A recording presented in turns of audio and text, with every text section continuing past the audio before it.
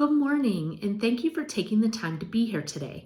Fresh Squeeze is a quick reminder that you can do the important steps towards financial independence and a few tips on how to get started.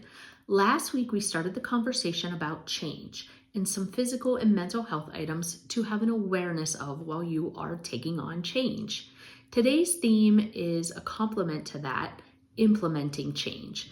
My name is Kelly Reddy-Heffner, and although there is no one-size-fits-all solution to your finances, you can start somewhere to work towards what you want to accomplish. Talking about change is one thing. Actually changing is something quite different. I thought today we would talk more about how to implement change to identify action steps to help facilitate meaningful transition. Make a plan. Identifying a stepwise approach to putting an action into your ideas. Want to increase health and fitness? On Monday, a 30-minute walk, 30-minute yoga on the schedule. Tuesday, a 30-minute walk, 30-minute strength training. Prep your meals on Sunday for what you'll have on Sunday, Monday, and Tuesday. Want to learn a new skill? Practice on the language app for 15 minutes each day. Schedule weekly interaction with another person who is fluent in that language to practice your conversation skills. Small steps. Start with a reasonable action.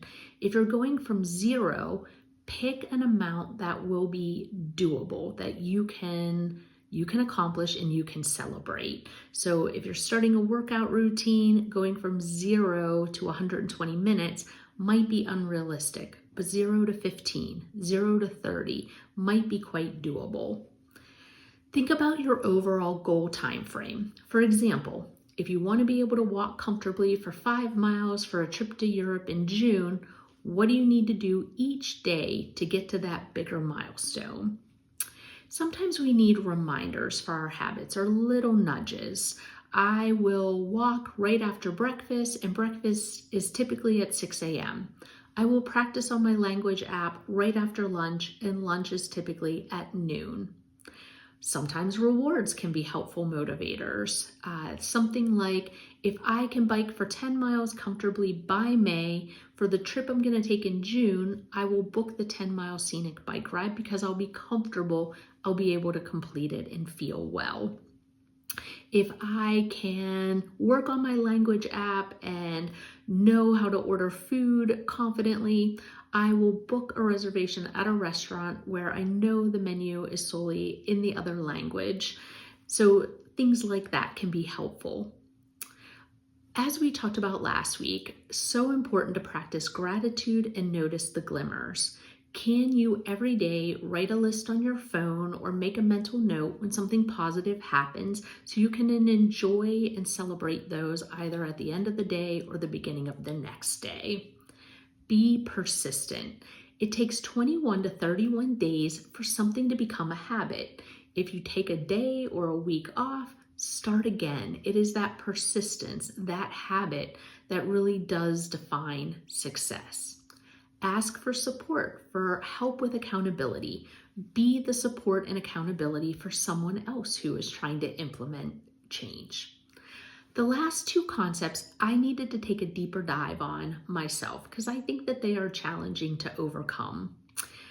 The first one is don't worry about what other people think. I recently went to a Women in Business Awards program earlier in the year, and the one honoree spoke directly to this principle. She said when she stopped caring about what other people thought about her and her business, it changed everything about how she ran her business and enjoyed her life. You might have a few key stakeholders that you value the opinion of, a partner, family member, a friend, but otherwise all the other outside noise, sometimes it can be really productive and helpful to block that out. Here are a few quick ideas to help theoretically block that out. Focus on what makes you happy and is authentic to you. Build your personal confidence.